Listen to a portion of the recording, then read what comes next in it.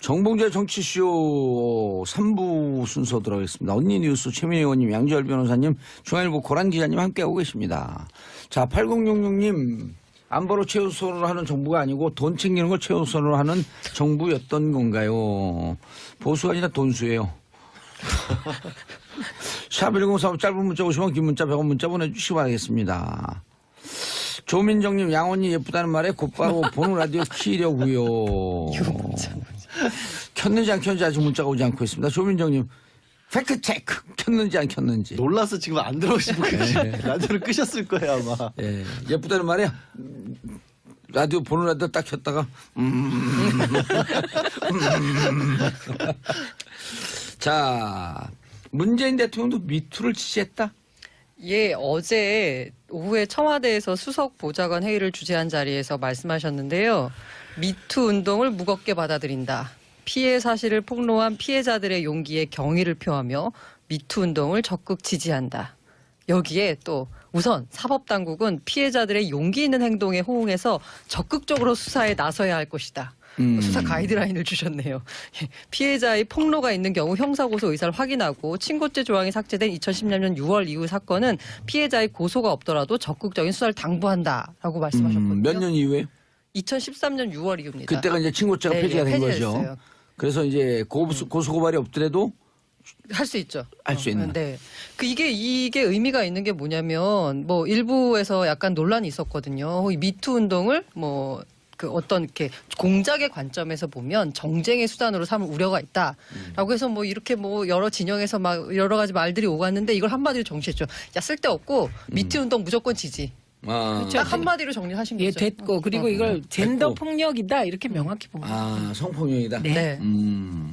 이게 어쨌든 지금 나오는 미투 운동의 바탕에는 강자가 약자를 성적으로 억압하거나 약자를 상대로 쉽게 폭력을 휘두르는 사회의 구조적인 문제다라고 딱 정리를 하셨죠. 양 변호사님, 지난번에도 우리 잠깐 다뤘는데 2010년에 미성년자가 폭행, 성추행을 당했을 경우에는 성인이 된 이후서부터 공소시효가 시작된다. 라고 하는 걸 한번 잠깐 얘기한 적이 있거든요. 그것과 2013년 6월 친고죄 폐지된 거 두 개를 묶어갖고 간단하게 설명해 주시죠. 뉴스 브리핑, 1분 브리핑. 그러니까 고소 기간을 계산할 때 예. 고소를 할 수 있을 때부터 6개월을 계산을 하거든요. 근데 미성년자 같은 경우는 성년자가 돼야 고소를 할 수 있다고 보기 때문에 나이가 좀 많이 어렸더라면 고소 기간이 도가지 않았을 가능성도 있다라는 말씀 아마 하신 것 같고요. 두 번째는 2013년 6월인데 6월 이후는 조금 전에 말씀하신 것처럼 고소가 없어도 수사를 할 수 있는데 이 성폭력이 지속됐던 경우들도 좀 있잖아요. 2013년 이전에 시작을 했더라도 2013년 이후까지 이어졌을 경우에는 이게 상습 성폭력이 될 수 있고 성추행이든 성폭행이든 그럼 상습범으로 갔었을 때는 맨 마지막에 행동이 있었을 때를 기점으로 삼거든요. 시작점으로 삼거든요. 그 전까지도 다 묵대 그렇죠. 맨 마지막에. 네. 그러면 궁금한 게 처음 시작할 때 2014년 6월 이전의 피해자와 2013년 6월 이후의 피해자가 달라요. 그때는 안 되고요. 안 같은 돼요? 피해자를 상대로 해서 경우에. 상습적으로 여러 번 했었을 경우에는 그걸 묶어서 상습성 범죄로 가서 이제 그 공소시효 안에 있다고 처벌할 수가 있는 거죠. 근데요, 대통령께서 이렇게 정리하시는 게 왜 지금 중요하냐면 청와대 게시판에요, 무고죄 형량을 늘려달라는 청원이 올라왔습니다. 무고죄. 이게 미투와 관련된 미투와 무고죄가요? 관련된 무고죄로 해석이 됩니다. 자기는 미투 가해자가 아닌데 그렇게 해갖고 고발하게 되면 사회적으로도 유명 인사인데 사회적으로도 타격을 받을 수 있으니 이럴 경우 무고죄 나 혐의 없는데 왜 그러냐 무고죄 하고 그 형량을 좀 높여줘서 그 근거 없는 미투에 대해서는 좀 제어해달라 이런 뜻이었나요? 네, 그런 것인데 지금 분위기에서 이 무고죄 형량을 늘려달라는 것은 미투 운동이라는 게 지금 여러 명의 여성들이 자기 인생을 걸고 미투를 맞아요. 하는 것이거든요. 네. 이 분위기에 찬물을 끼얹는 것으로 받아들여질 수 있다는 거죠. 합리적으로는 맞을 수 있으나. 근데 오히려 그런 부분과 관련해서는 사실 이제 더불어민주당 같은 경우에는 이 성폭력 대책위원회 TF에서는 명예훼손 같은 경우도 차라리 바꿔서 지금 큰 걸림돌 중에 하나가 우리나라만 자기가 겪었던 일, 실제로 겪은 일을 폭로를 해도 가해자의 이름을 밝히면 명예훼손으로 되거든요. 우리는 아직도. 그래서 그 부분도 오히려 고쳐야 된다. 법조계에서도 옛날부터 지적했던 부분이긴 해요. 왜 내가 실제로 이 성적으로 범죄를 당했는데 이거를 폭로하는 게 이 가해자의 명예훼손이냐. 이게 문제가 뭐냐면 이걸 가지고 형사 고소를 하게 되면 서로 같이 막 왔다 갔다 하는 거예요. 피해자인데도 수사를 받는 거예요. 진흙탕 싸움 그럼 되면서 진흙탕 싸움이 되는 거죠. 이게 그 진위가 밝혀지지 않는 그럼 거죠. 힘들어지니까라도 포기를 하게 만드는 구조가 있거든요. 그러니까 그런 부분들을 없애기 위해서라도 오히려 무거운 문제가 아니라 명예훼손 부분을 해결을 하지 않으면 지금 이제 안태근 전 검사장 사건을 폭로했던 검사 같은 경우에도 나도 검사지만 나도 명예훼손이 걱정된다는 얘기를 할 정도거든요.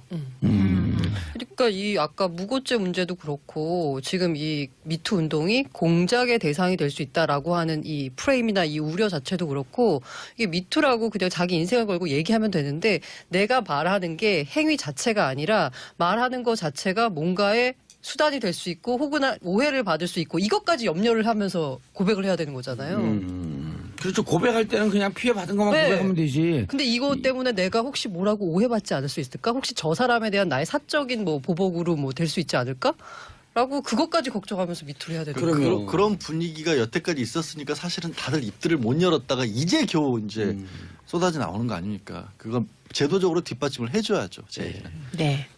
그래서 그 아까 안태근 전 검사 얘기 나왔었는데 이분이 어제 수사를 받으셨는데요. 조사를 받았죠. 조사를 받았는데 혐의가 두 가지인데 하나가 2010년에 성추행, 그 서지현 검사 성추행한 거, 하나가 이게 직권남용, 보복성 인사를 했다는 건데 말씀하신 대로 이게 2010년에 벌어진 일이라서 친고죄 조항이 있었던 2013년 6월에 벌어진 일이잖아요. 그래서 안 된다고. 그러니까 이거는 정확하게는 성추행 관련 부분은 혐의라고 부를 수가 없어요. 더 이상 처벌할 수가 없기 때문에 이와 관련돼서는 피의자 신분도 아니고요. 네. 혐의는 어디까지나 2014년 15년 경우에 직권남용으로 네. 인사 불이익을 인사 줬느냐만 가지고 강제 수사를 하지만 그러나 조사단에서는 이 부분은 국민적인 어떤 관심 사안이기도 하고 단순한 관심을 넘어서 공익적 측면에서도 진상은 밝히겠다고 했습니다. 처벌을 못 하더라도. 그러니까요. 처벌할 수 있는 거는 직권남용 혐의밖에 안 된다고 해서 좀 안타깝죠.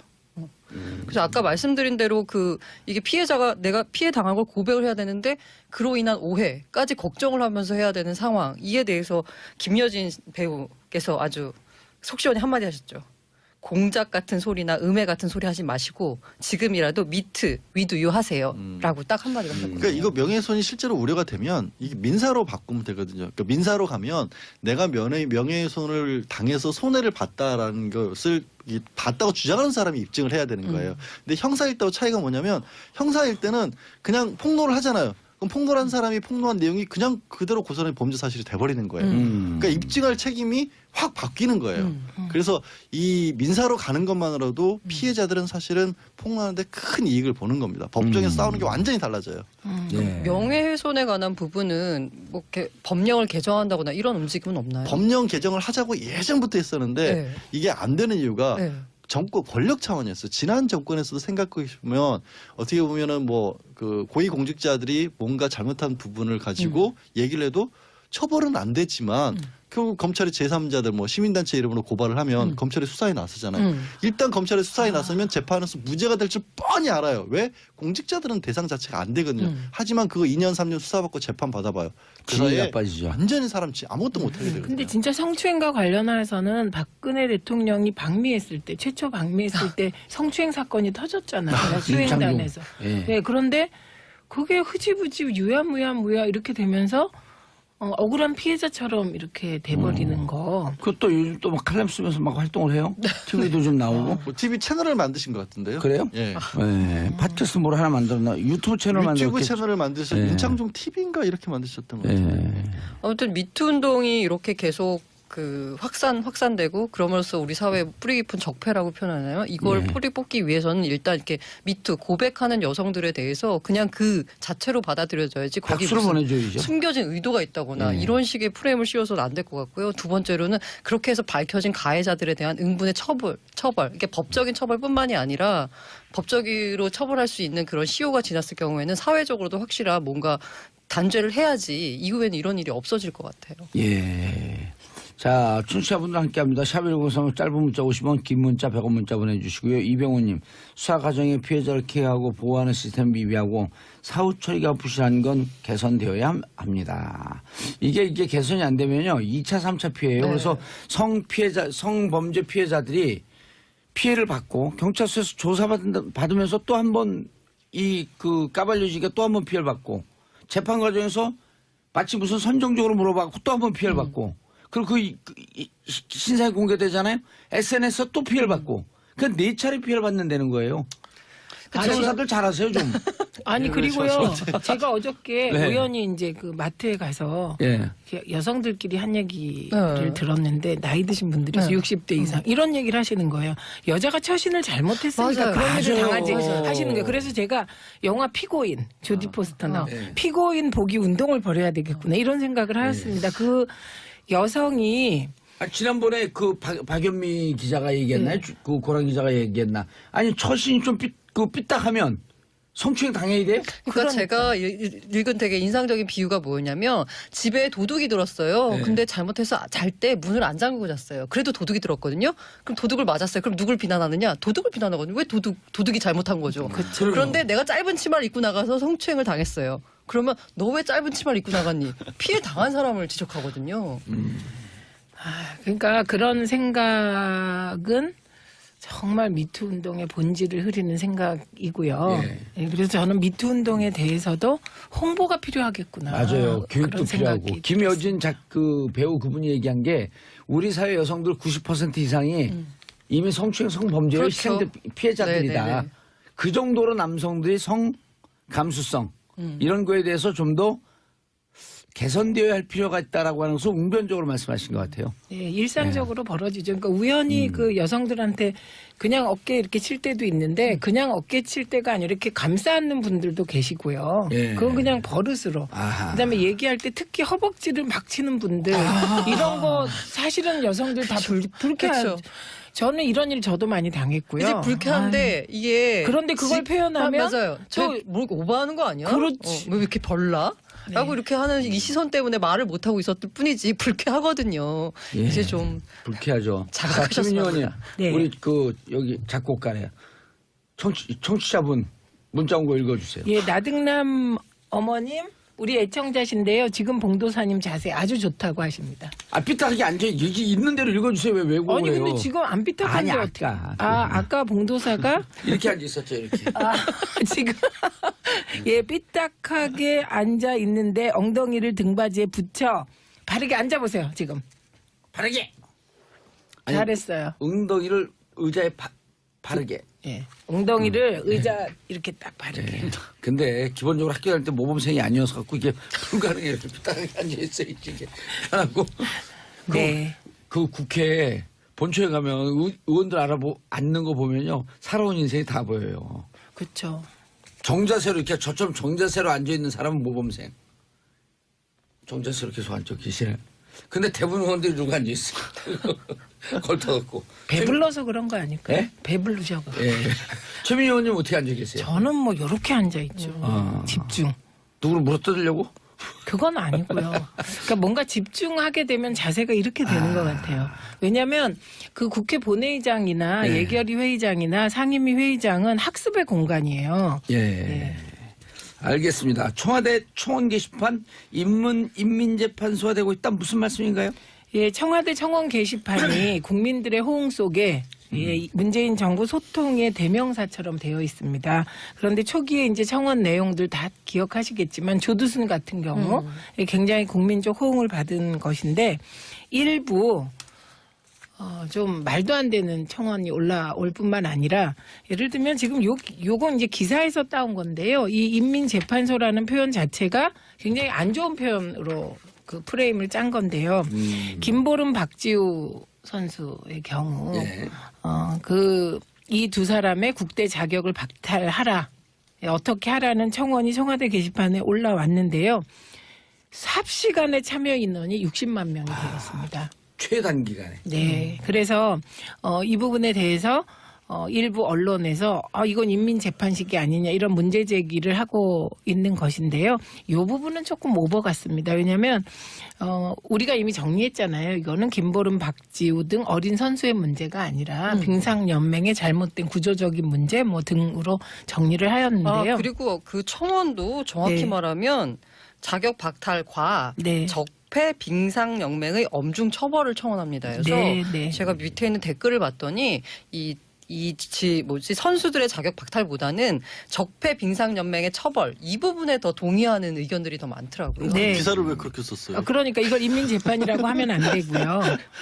예. 그런데 이것과 별개로 진짜 무리한 청원이 있습니다. 예를 들면 문재인 대통령을 사형시켜 달라는 청원. 그리고 아까 말씀드렸듯이 미투 운동이 한창 진행 중인데 무고죄 형량을 늘려달라고 물타기하는 청원. 이런 것이 또 있고요. 그리고 또 있습니다. 심지어 김정숙 여사를 사형시키자 이런 청원까지 있습니다. 예. 그래서 청와대가 굉장히 곤혹스러운 면이 많은데요. 이 곤혹스러운 것 두 가지가 있었는데 하나는 나경원 의원의 IOC 위원 박탈 건. 예. 이건 청와대 권한이 아니어서. 이게 무려 36만 건이요. 네. 그다음에 국회의원에게 최저시급을 줘라.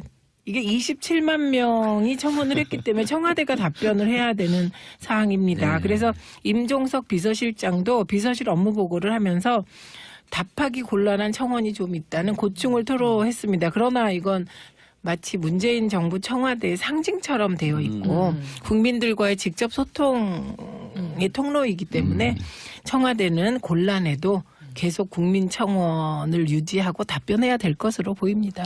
청원할 권리는요 헌법상 기본권입니다. 그렇죠. 그러니까 헌법상 기본권이 지금까지는 물론 국회에 청원제도가 있긴 하지만 제대로 이용할 수 있는 공간이 없었어요. 그러니까 누군가는 이렇게 말도 안 되는 청원을 하는 걸 내버려 둘 거냐라고 하지만 국민들이요 이거 해서 청와대에 들어줄 수 있는 사항 아니라는 거 모르고 할까요? 네. 저는 다 알고도 한다고 생각을 해요. 그래서 저는요, 애들이 이렇게 성장하다 보면 성장통이라고 하는 걸 겪잖아요. 그것도 있죠. 예. 그러니까 지금 이게 불통의 사회에서 소통의 사회로 가는 이게 권위주의 사회에서 민주주의 사회로 가는 과정에서 겪는 성장통이에요. 아이고 그리고 그동안 하고 싶어도 말할 수 없었던 데가 얼마나 많았어요. 말할 수 없으니까 해야죠. 독일 가서 말만 타고 있었잖아요.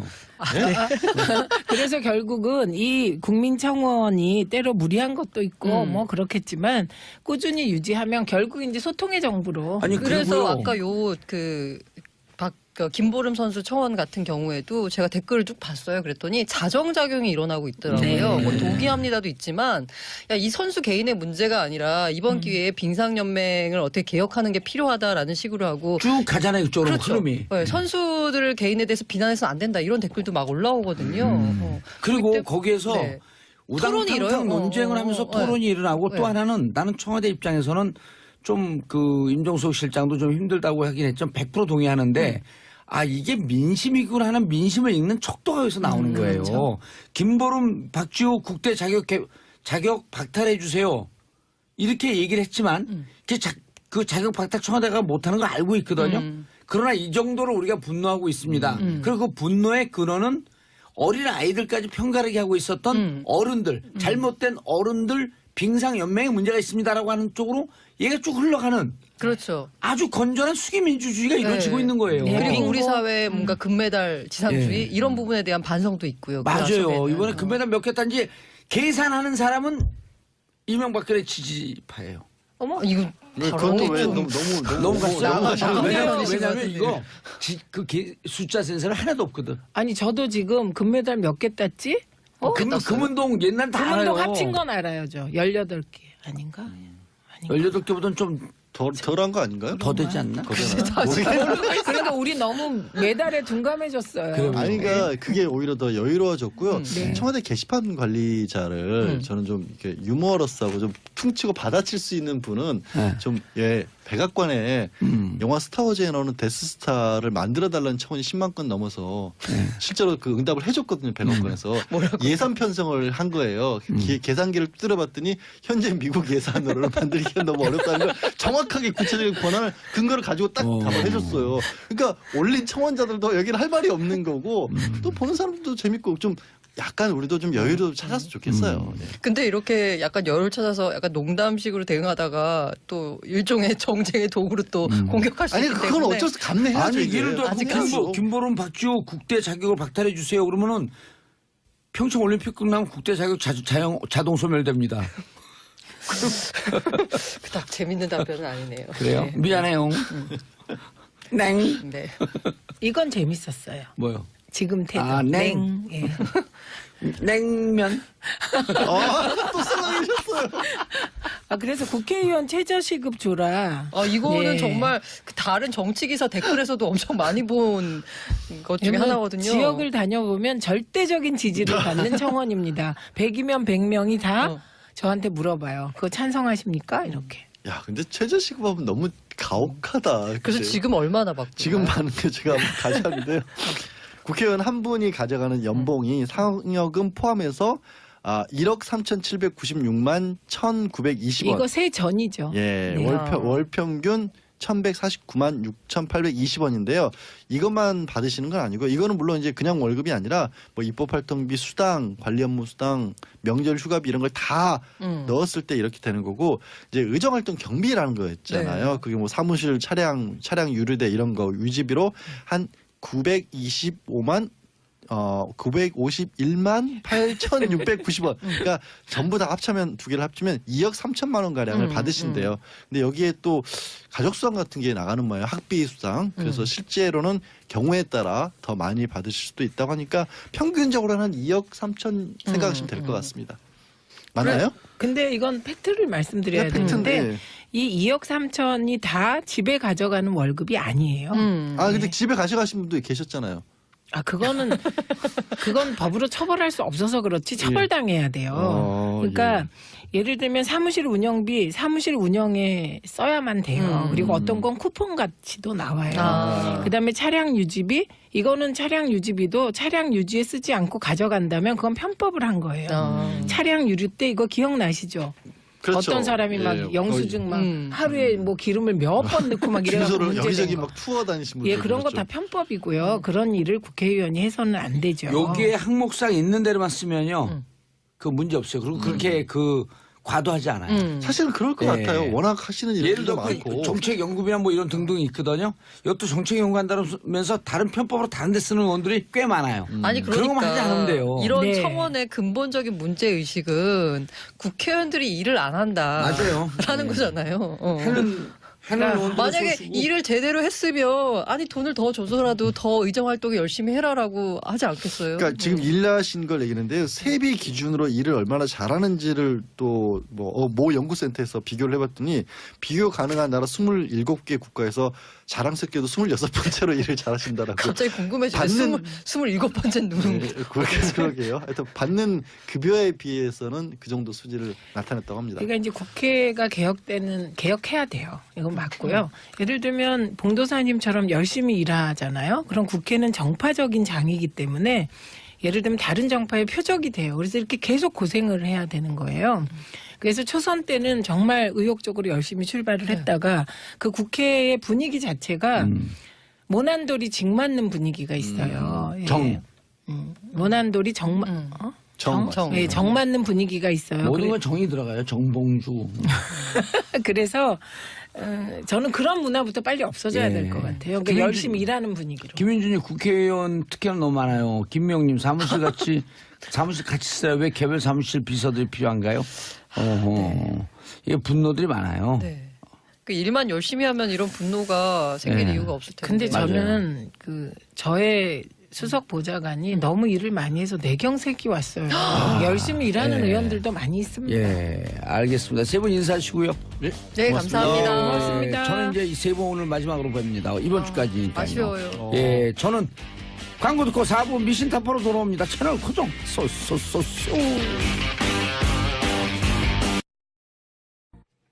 정봉재 정치쇼 3부 순서 들어가겠습니다. 언니 뉴스 최민희 의원님, 양지열 변호사님, 중앙일보 고란 기자님 함께하고 계십니다. 자, 8066님. 안보로 최우선으로 하는 정부가 아니고 돈 챙기는 걸 최우선으로 하는 정부였던 건가요? 보수가 아니라 돈수예요.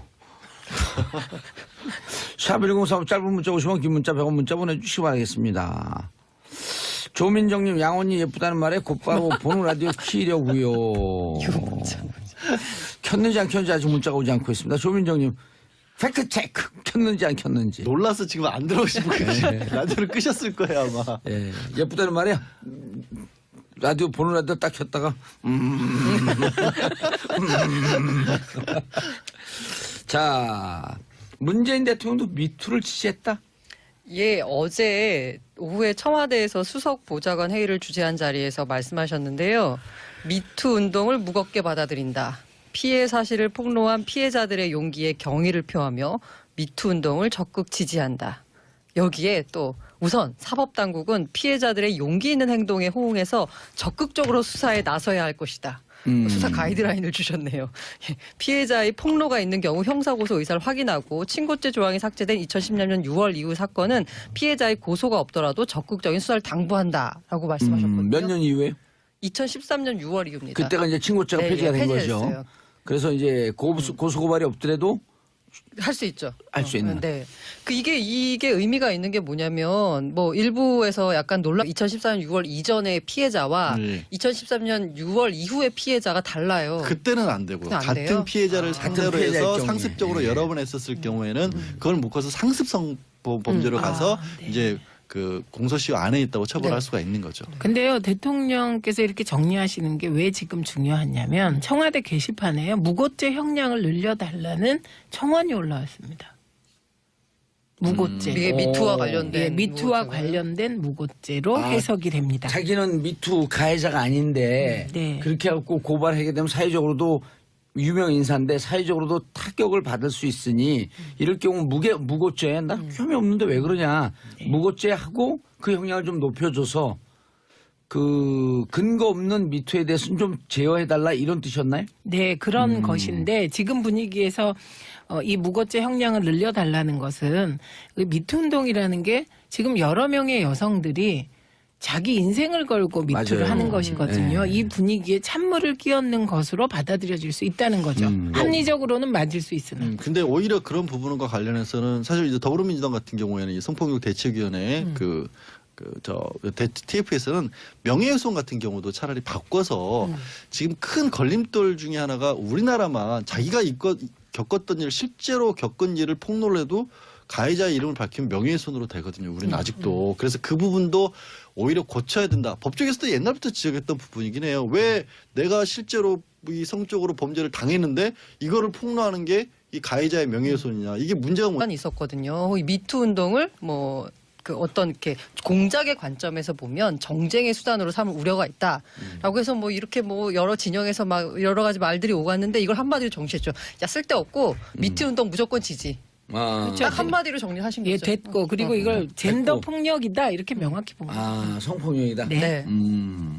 이게 어쨌든 이 지금 나오는 미투 운동의 바탕에는 강자가 약자를 성적으로 억압하거나 약자를 상대로 쉽게 폭력을 휘두르는 사회의 구조적인 문제다라고 예. 딱 정리를 하셨죠. 양 변호사님 지난번에도 우리 잠깐 다뤘는데 2010년에 미성년자가 폭행, 성추행을 당했을 경우에는 성인이 된 이후서부터 공소시효가 시작된다라고 하는 걸 한번 잠깐 얘기한 적이 있거든요. 그것과 2013년 6월 친고죄 폐지된 거 두 개를 묶어갖고 간단하게 설명해 주시죠. 뉴스 브리핑, 1분 브리핑. 그러니까 고소 기간을 계산할 때 예. 고소를 할 수 있을 때부터 6개월을 계산을 하거든요. 근데 미성년자 같은 경우는 성년자가 돼야 고소를 할 수 있다고 보기 때문에 예. 나이가 좀 많이 어렸더라면 고소 기간이 도가지 않았을 가능성도 있다라는 말씀을 아마 하신 것 같고요.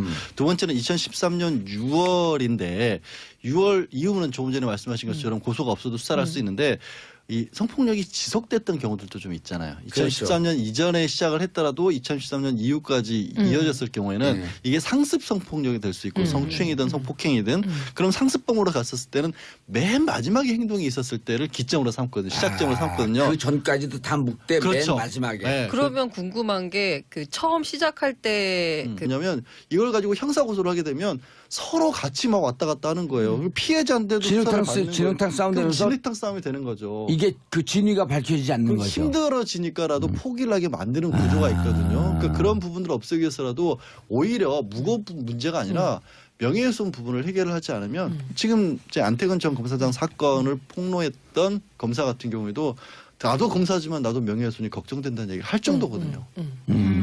그러니까 이 아까 무고죄 문제도 그렇고 지금 이 미투 운동이 공작의 대상이 될 수 있다라고 하는 이 프레임이나 이 우려 자체도 그렇고 이게 미투라고 그냥 자기 인생을 걸고 얘기하면 되는데 내가 말하는 게 행위 자체가 아니라 말하는 것 자체가 뭔가의 수단이 될 수 있고 혹은 오해를 받을 수 있고 이것까지 염려를 하면서 고백을 해야 되는 거잖아요. 그렇죠. 고백할 때는 그냥 피해 받은 것만 네. 고백하면 되지. 근데 이것 때문에 내가 혹시 뭐라고 오해받지 않을 수 있을까? 혹시 저 사람에 대한 나의 사적인 뭐 보복으로 뭐 될 수 있지 않을까? 라고 그것까지 걱정하면서 미투를 해야 되는 거예요. 그러면. 그런 분위기가 여태까지 있었으니까 사실은 다들 입들을 못 열었다가 이제 겨우 이제 쏟아져 나오는 거 아닙니까? 그건 제도적으로 뒷받침을 해줘야죠. 제 얘기는. 네.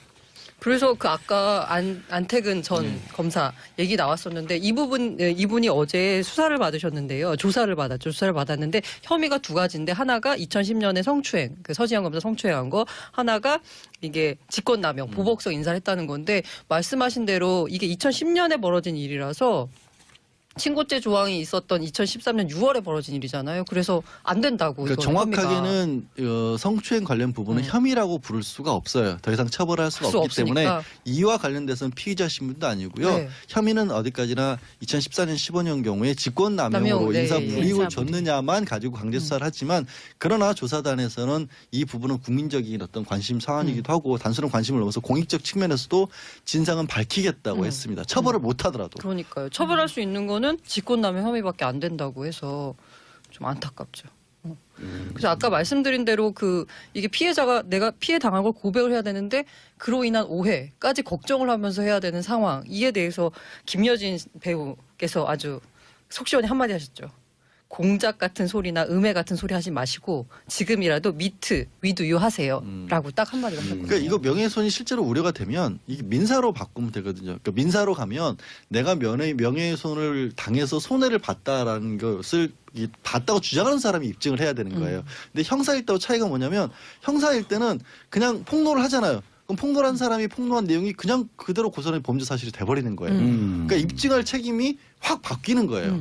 그래서 이 민사로 가는 것만으로도 피해자들은 사실은 폭로하는데 큰 이익을 보는 겁니다. 법정에서 싸우는 게 완전히 달라져요. 네. 명예훼손에 관한 부분은 뭐 이렇게 법령을 개정한다거나 이런 움직임은 없나요? 법령 개정을 하자고 예전부터 했었는데 네. 이게 안 되는 이유가 네. 정권 권력 차원이었어요. 지난 정권에서도 생각해 보면 어떻게 보면은 뭐 그 고위 공직자들이 뭔가 잘못한 부분을 가지고 얘기를 해도 처벌은 안 됐지만 결국 검찰의 제3자들 뭐 시민